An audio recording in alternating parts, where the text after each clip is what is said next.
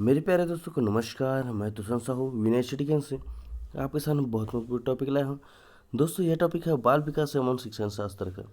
अगर आप C TET और सी टेट का एग्ज़ाम दिला रहे हैं तो यह आपके लिए बहुत इंपॉर्टेंट रहेगा।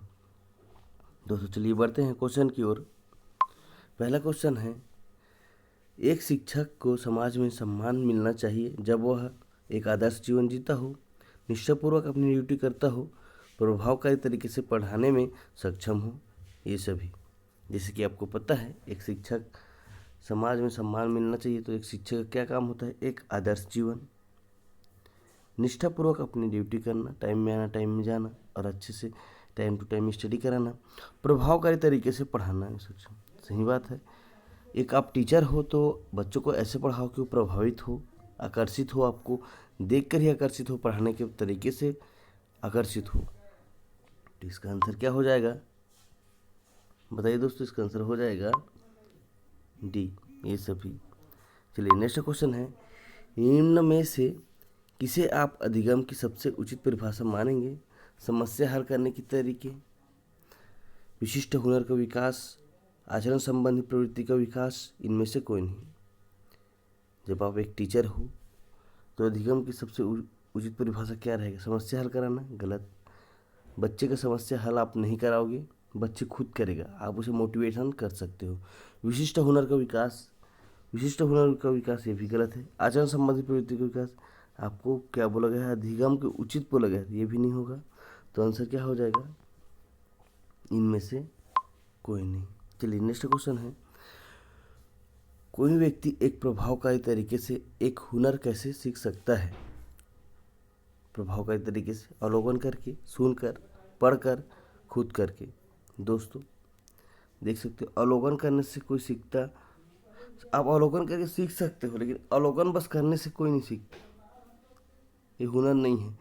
सुनकर, ठीक है, आप सुन लिए, अच्छा ज्ञान प्राप्त कर लिए, उसके बाद फिर आगे पाठ पीछे से पाठ ऐसा वाला काम हो गया, फिर ये भी गलत हो जाएगा।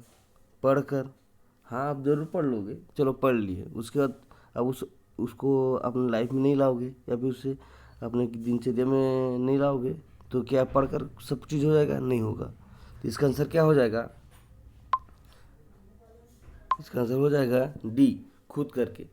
जैसे कि आपको पता है कि अवलोकन करके, सुनकर, पढ़कर अपने लाइफ में खुद इन्वॉल्व करो, उसको करो, तब होगा। खुद करके सीखने से यह हुनर सीख सकते हैं। चलिए नेक्स्ट क्वेश्चन है, वरमाला की पहचान खाली वर्ष की आयु में होती है?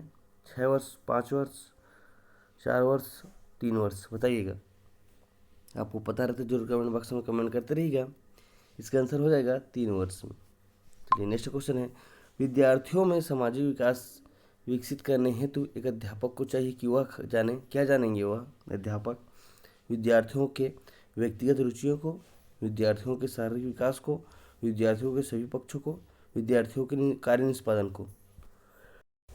बताइए दोस्तों, क्या के लिए है? विद्यार्थियों के व्यक्तिगत रुचियों के लिए। आप विद्यार्थियों की व्यक्तिगत रुचि नहीं देख सकते। यहाँ पर सामाजिक पूछा गया है तो समाज की रुचि या समाज के इन्वॉल्व होने वाला होगा। शारीरिक विकास, शारीरिक विकास जहाँ तक ठीक है, लेकिन शरीर के विकास और सामाजिक से कोई उतना तालमेल नहीं है, तो एक भी गलत हो जाएगा। विद्यार्थियों के सभी पक्षों को, हाँ ये सही हो सकता है। विद्यार्थियों के कार्य निष्पादन को, देखिए यहाँ पर सामाजिक विकास पूछा गया तो कार्य निष्पादन नहीं आएगा, तो आंसर क्या आ जाएगा? आंसर हो जाएगा सी, विद्यार्थियों के सभी पक्षों को। चलिए नेक्स्ट क्वेश्चन है, शब्द इडेंटिकल एलिमेंट्स अर्थात समान तत्व निम्न में से गहन संबंध रखता है? ऑप्शन आपको दिए गए, समान परीक्षा, सहयोगियों से ईर्ष्या, अधिगम स्थानांतरण, समूह निर्देशन। समान तत्व किसे संबंधित रखता है? समान परीक्षा से। गलत बात, समान परीक्षा से नहीं रखता। सहयोगियों से ईर्ष्या, ये तो बहुत गलत है, इसमें तो आएगा ही नहीं। अधिगम स्थानांतरण ये हो सकता है। समूह निर्देशन ये भी गलत है, लेवल अलग अलग होते हैं, बच्चे अलग अलग होते हैं, तो समूह निर्देशन कैसे दोगे आप? तो अधिगम स्थानांतरण आएगा। आंसर क्या हो जाएगा? सी, अधिगम स्थानांतरण। क्यों होगा? क्योंकि अलग अलग जगह में, जैसे कि आपको नदियों के बारे में पढ़ाना है तो नदियों के पास ले जाके, इस अधिगम सीखने के तरीके जो स्थानांतरण बदलना चाहिए बोल रहे हैं, तो आंसर क्या हो जाएगा? अधिगम स्थानांतरण। चलिए नेक्स्ट क्वेश्चन है, स्फूर्ति अवस्था कहा जाता है शैशवावस्था, किशोरावस्था, प्रौढ़ावस्था, बाल्यावस्था। बताइएगा। शैशवावस्था जिज्ञासा की अवस्था है, किशोरावस्था उत्तेजना की अवस्था है, और विपरीत लिंग के प्रति आकर्षित और चिड़चिड़ापन की अवस्था है। प्रौढ़ावस्था जिम्मेदारी की अवस्था हो जाती है। तो स्फूर्ति की अवस्था कौन सी होगी? बताइएगा। स्फूर्ति की अवस्था हो जाएगा दोस्तों बाल्यावस्था। चलिए नेक्स्ट क्वेश्चन है, वातावरण वह बाहरी शक्ति है जो हमें प्रभावित करती है। किसने कहा है? वुडवर्थ, रास, नास्टसी, इनमें से कोई नहीं। वातावरण वह बाहरी शक्ति है जो हमें प्रभावित करती है। किसने कहा है? वुडवर्थ ने, रास ने, नास्टसी ने, इनमें से कोई नहीं। इसका आंसर हो जाएगा दोस्तों बाहरी शक्ति बोल दिया गया है, तो बाहरी शक्ति किसने बोला है? बोला है रास ने। चलिए नेक्स्ट क्वेश्चन है, संवेदना ज्ञान की पहली सीढ़ी है। यह कथन मानसिक विकास है, शारीरिक विकास है, ध्यान का विकास है, भाषा का विकास है। जहाँ पर आपको संवेदना दिखा तो शारीरिक नहीं आएगा संवेदना में, ध्यान का विकास नहीं आएगा, भाषा का विकास नहीं आएगा। क्या आएगा संवेदना में? संवेदना में आएगा दोस्तों मानसिक विकास। क्या आएगा? मानसिक विकास आ जाएगा। चलिए नेक्स्ट क्वेश्चन है, मानव विकास के संबंध में कौन सा कथन गलत है? विकास पूर्वानुमेय होता है, विकास सामान्य से विशिष्ट की ओर होता है, विकास रेखीय होता है, विकास निरंतर होने वाली प्रक्रिया है। बताइएगा विकास के संबंध में कौन सा कथन गलत है? विकास पूर्वानुमेय होता है। बताइए पूर्वानुमेय होता है, विकास सामान्य से विशिष्ट की ओर होता है। यहाँ पर कथन गलत बोला गया है। बताइए। देखिए विकास पूर्वानुमेय होता है। आप बच्चे को देखकर बता सकते कि वह कितना एक्टिव है, कितना कैसे है ना। विकास सामान्य से विशिष्ट की ओर, सही बात है। आप विकास एकदम धन से विशिष्ट की ओर नहीं जा सकता। पहले सामान्य होता है, उसके बाद निरंतर बढ़ते जाता है तो विशिष्ट की ओर जाता है। विकास रेखी, ये गलत है। कहाँ से रेखी होगा भाई? यह निरंतर चलने वाली प्रक्रिया भी है। विकास निरंतर चलने वाली प्रक्रिया है। विकास पूर्वानुमेय है, विकास सामान्य से विशिष्ट की ओर चलती है। तो यहाँ पर गलत पूछा गया है। तो गलत क्या है? विकास रेखीय प्रक्रिया। तो यह क्या है? सही हो जाएगा। चलिए नेक्स्ट क्वेश्चन है, शरीर विकास का क्षेत्र है खाली स्थान, स्नायुमंडल, मांसपेशियों में वृद्धि, एंडोक्राइन ग्लैंड्स, उपरोक्त सभी। बताइएगा इसका आंसर क्या होगा? शारीरिक विकास का क्षेत्र, यह वायुमंडल है, वायुमंडल से है, मांसपेशियों में वृद्धि से है, एंडोक्राइन ग्लैंड्स भी है, मतलब तीनों प्रक्रिया से है। तो आंसर क्या हो जाएगा? उपरोक्त सभी हो जाएगा। यहाँ पर आंसर डी आ जाएगा। चलिए नेक्स्ट क्वेश्चन है, निम्न में से कौन सा वंशानुक्रम का निकाय नहीं है? समानता, भिन्नता, प्रत्यागमन, अप्रेरणा। वंशानुक्रम का निकाय नहीं है बोला गया है।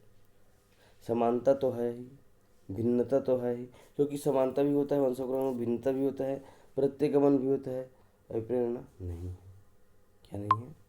अप्रेरणा नहीं है। तो आंसर यहाँ पर नहीं पूछा गया है। आंसर क्या पूछा गया है आपको? नहीं पूछा गया। तो आंसर क्या हो जाएगा? डी, अप्रेरणा। चलिए नेक्स्ट क्वेश्चन है, 20वीं शताब्दी को बालक की शताब्दी कहा जाता है। यह कथन किसका है? Murray, Adler, Crow and Crow, J B Watson. अगर आपको पता हो जरूर कमेंट बॉक्स में कमेंट कीजिएगा। दोस्तों 20वीं शताब्दी को बालक की शताब्दी बोला गया है क्योंकि बालक के मन में कुछ जानने की, कुछ कर गुजरने की, अपने आत्मसम्मान की भावना जागृत होता है, इसलिए 20वीं शताब्दी को बालक की शताब्दी कहा गया है। और यह वैज्ञानिक कौन कहा गया है? आंसर सी हो जाएगा, क्रो एंड क्रो ने कहा है। इस अवस्था को मिथ्या परिपक्वता का समय भी कहा जाता है। शैशवावस्था, बाल्यावस्था, किशोरावस्था, प्रौढ़ावस्था। इस अवस्था को मिथ्या, बताइएगा कौन सा अवस्था है दोस्तों? मिथ्या, भ्रमित, ये सब चीज़ क्या होता है? बी, बाल्यावस्था। नेक्स्ट क्वेश्चन है, शैशवावस्था की विशेषता नहीं है, शारीरिक विकास की तीव्रता, दूसरों पर निर्भरता, नैतिकता का होना, मानसिक विकास में तीव्रता। बताइएगा सहस्रावस्था की विशेषता नहीं है। शारीरिक विकास की तीव्रता, दूसरों पर निर्भरता, नैतिकता का होना, मानसिक विकास में तीव्रता। अगर आपको पता रहता है जरूर कमेंट बॉक्स में कमेंट कीजिएगा। इसका आंसर हो जाएगा सी, नैतिकता का विकास होना। सहस्रावस्था की मुख्य विशेषता नहीं है। सीखने की प्रक्रिया में तीव्रता, जिज्ञासा की प्रवृत्ति, अनुकरण द्वारा सीखने की प्रवृत्ति, चिंतन। बताइएगा मुख्य विशेषता नहीं बोला गया है। सीखने की सीखने की तीव्रता में, प्रक्रिया में तीव्रता, जिज्ञासा की प्रवृत्ति, अनुकरण के द्वारा सीखना। देखिए दोस्तों, सहस्रावस्था में क्या होता है, सीखने की प्रक्रिया तीव्रता रहता है, जिज्ञासा तो बहुत ज़्यादा रहता है, तो अनुकरण करके ही सीखते हैं बच्चे, दूसरों का देख के। ठीक है, तो यहाँ पर नहीं पूछा गया है, तो आंसर क्या हो जाएगा, डी, चिंतन प्रक्रिया। नेक्स्ट है, किस मनोवैज्ञानिक के अनुसार विकास एक सतत और धीमी धीमी प्रक्रिया है। कालस, सिनी, पियाजे, स्किनर, हार्लॉक। बताइएगा किस वैज्ञानिक के अनुसार विकास एक सतत प्रक्रिया है और धीमी धीमी प्रक्रिया है। अगर आपको पता हो तो जरूर कमेंट बॉक्स में कमेंट कीजिएगा। इसका आंसर हो जाएगा डी, हार्लॉक। नेक्स्ट क्वेश्चन है, बिग व हेड खालिस्तान की विशेषताओं को सर्वोत्तम रूप से व्यक्त करने के वाले एक शब्द हैं। परिवर्तन। परिवर्तन शारीरिक, सामाजिक और मनोवैज्ञानिक होता है। शिशुअवस्था में, बाल्यावस्था में, किशोरावस्था में, प्रौढ़ावस्था में। इसका आंसर क्या होगा, इसका आंसर हो जाएगा किशोरावस्था में होता है। नेक्स्ट क्वेश्चन है, मानव विकास कुछ विशेष सिद्धांतों पर आधारित है। निम्न में से कौन सा मानव विकास का सिद्धांत नहीं है। निरंतरता, अनुक्रमता, सामान्य से विशिष्ट, प्रतिवर्ती। बताइए कौन सा नहीं है। अगर आपको पता हो तो जरूर कमेंट बॉक्स में कमेंट कीजिएगा। मानव विकास कुछ विशेषताओं पर आधारित नहीं है, आधारित है। बताइए सिद्धांत, निरंतरता, अनुक्रमता, सामान्य से विशिष्ट और प्रवृत्ति। आपको पता रहता है इसलिए मैं टाइम लेता हूँ एक क्वेश्चन में कि आपको पता है, जरूर कमेंट बॉक्स में कमेंट करिए कि आपकी जो कमेंट होता है हमें मोटिवेट करता है। तो इसका आंसर क्या होगा, इसका आंसर हो जाएगा डी, प्रतिवर्ता। नेक्स्ट क्वेश्चन है, निचली कक्षाओं में खेल पद्धति मूल रूप से आधारित है विकास एवं वृद्धि के मनोवैज्ञानिक सिद्धांतों पर, शिक्षण के सामाजिक शास्त्रीय सिद्धांतों पर, शारीरिक शिक्षा के कार्यक्रम सिद्धांत पर, शिक्षण पद्धतियों के सिद्धांत पर। बताइएगा